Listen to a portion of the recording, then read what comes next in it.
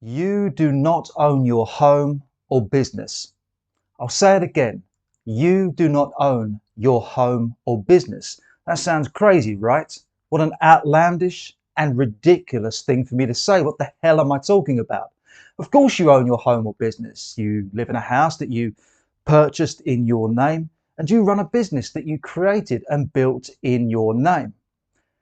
But I'm here to inform you that you have the illusion of ownership.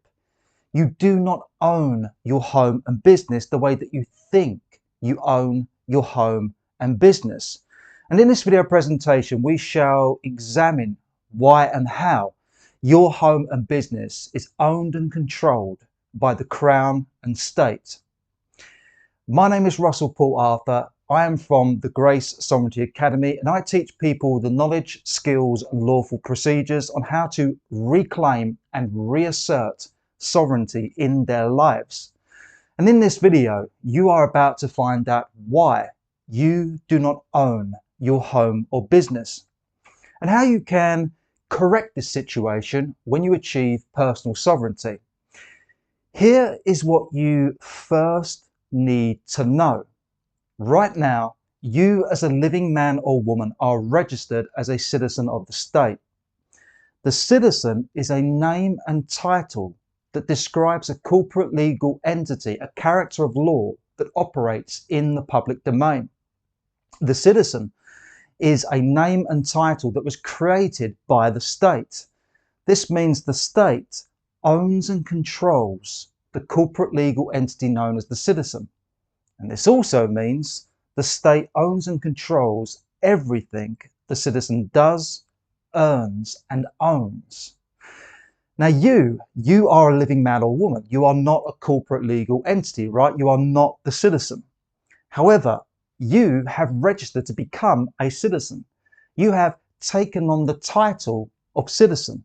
You have adopted the role. You pose, act, and identify in the public domain as a citizen of the nation state. As a living man or woman, you have merged with the citizen. You have become legally bonded to the citizen. And this happened at the point of birth registration, when your life was registered to the Crown and State. When your parents registered your life to the Crown and State through voluntary joinder and consent, they formed an implied contract, a silent and uninformed contract with the Crown and State, that your life as a living man or woman would be the bonded surety for everything that you do in the name of the citizen within the public domain. The public domain is a corporate legal containment field that contains the general public, contains the citizens who operate as part of the public, who are controlled by public policy and civil codes. The public domain is part of the Crown Commonwealth. The Crown Commonwealth is the overall value of the land, people and resources of the nation state that you live in. The Crown Commonwealth is also known as a Crown Corporation Sole, which is a singular and sovereign lawful entity and structure that has claimed and taken authoritative control of all the land, people and resources of the nation state that you live in. The public domain is also a public trust arrangement where all the lives, livelihoods and property of the citizens of the state have been placed into a public trust. There is a general public trust that is governed and administrated by the Treasury of the Crown Commonwealth. And this means that your life and property as part of the Crown Commonwealth, everything that you do, create, earn and own in the public domain in the name of the citizen, is actually contained within a public trust arrangement with the Crown and State. And in accordance with trust law, a trust is a unique lawful entity and arrangement between several parties, where the trust itself legally owns and holds your life and property. At birth registration, we all form a statutory trust with the Crown and State, where the value of our life and livelihood is secured and placed into a public trust. as property of that trust. This arrangement exists because the Crown and State has claimed and secured the value of our lives as an aggregate sum of value, and where they use that sum, that value, as collateral to secure and borrow public funds from the central banks in which to fund and administrate the public domain. But getting back to the point, you operate in the public domain as a corporate legal entity known as a citizen, where the property and business that you think you own is in fact registered in the name of the citizen, registered in the name of a corporate legal entity, and not registered to you as a living man or woman who is not the citizen. Where the property and business that you think you own is in fact incorporated into the Crown and State as part of the Commonwealth, and the state has legal ownership over the citizen, which means the state has legal ownership of the value and rights of any property or business that is held and controlled by you in the name of the citizen. This means the state has the paramount authority over anything you do, create, own, and earn as a citizen of the state. And this is why, sadly, the state can claim and confiscate your property, can freeze and control your assets and income, and can close down your bank accounts, because they own you as a citizen, and they own your property or business as a citizen. As a citizen, you hold a diminished status and standing within the public domain. As a citizen, you are not the true owner of the equity and rights of what you think is your property and business. As a citizen, your property is contained within a public trust arrangement, and where the citizen has been designated as a trustee of that public trust. In trust law, a trustee is the person who holds the legal title of any property held within a trust arrangement. And that word holds is crucial. The trustee holds the legal title but does not own the legal title. Holding something is not the same as owning something. You can hold a thing and not own that thing.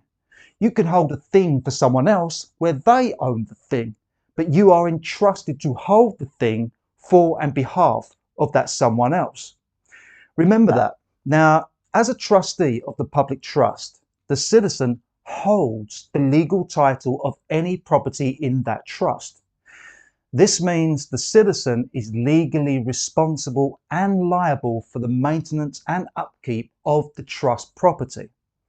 The trustee must pay all the charges, fees, and debts attached to the trust property. And so, acting as the citizen, whenever you register something in the public domain, be it a piece of land, a home, a car, or a business, you are securing these things into a trust arrangement with the Crown and State. You are affirming your role as a trustee in this arrangement, and what you register becomes property of the public trust. And the public trust is under the authoritative and administrative control of the Crown and State. So, for example, when you register a business, you incorporate that business into the Crown Corporation. And this is confirmed when you receive a certificate of incorporation, where your business becomes a part of the Crown, part of the Crown Commonwealth, where you operate that business as a franchise of the Crown. Through incorporation, the Crown legally owns and controls your business.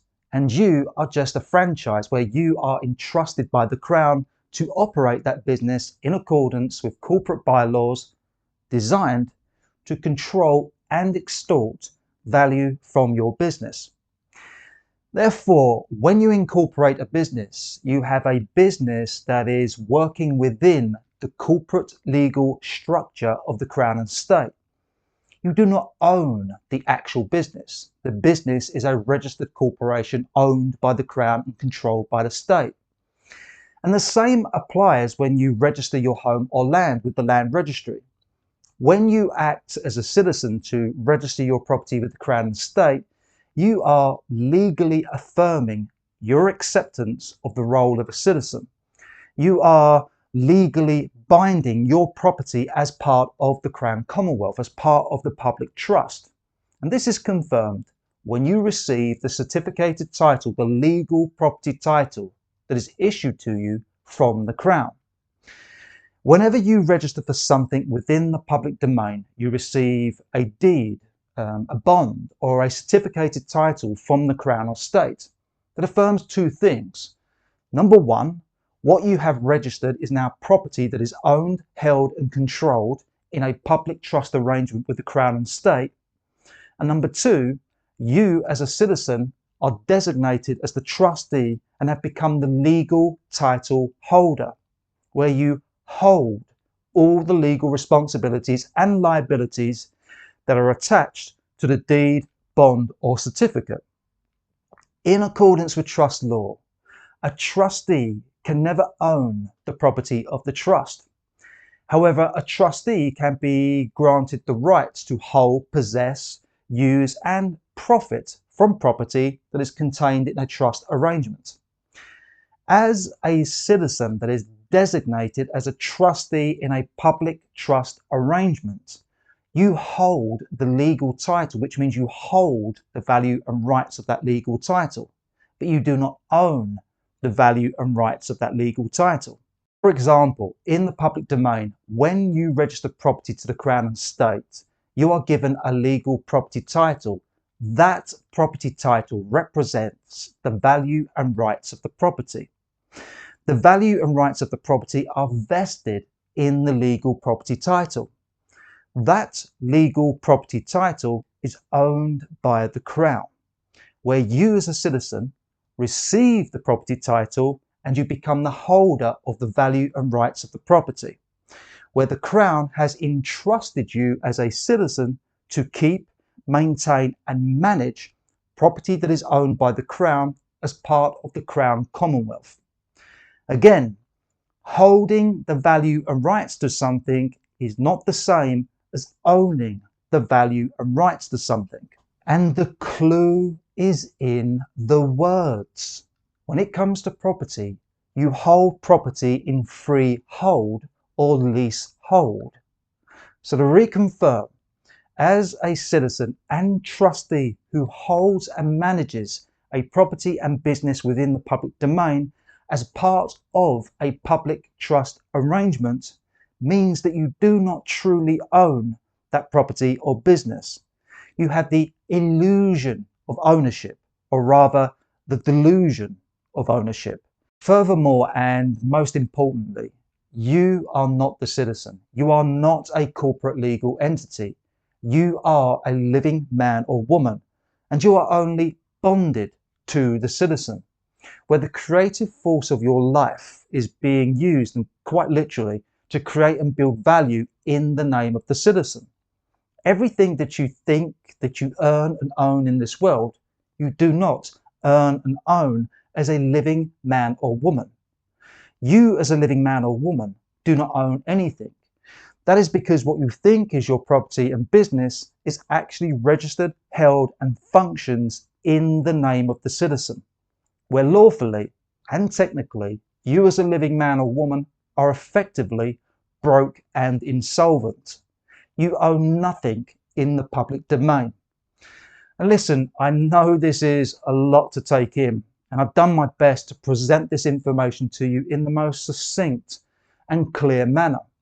At some level, everything that I've just said will make sense. And if you do some of your own research, you will find that what I say holds up. You do not truly own anything as a citizen.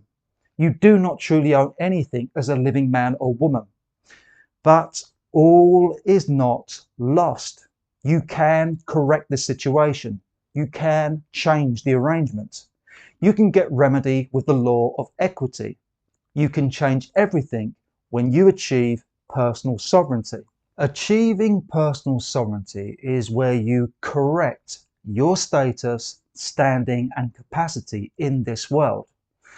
This means that you, as a living man or woman, can unwind from citizenship. You can separate from and sever all attachments that you have formed with the corporate legal entity known as the citizen.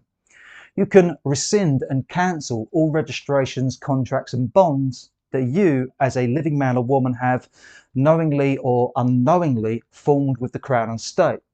You can free your life from the constraints, detriments, and liabilities of the citizen. You can free your life from bondage to the Crown and State. Then you can reassert your natural and inherent freedoms and rights as a sovereign man or woman.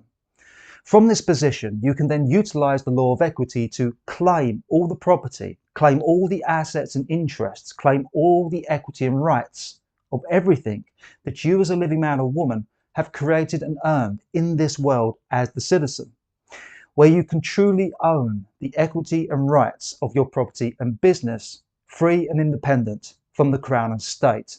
Own and hold the equity and rights of a property and business as a living man or woman in a private and sovereign venue and jurisdiction, where the value and rights of your life and livelihood are fully protected and immune from the public domain.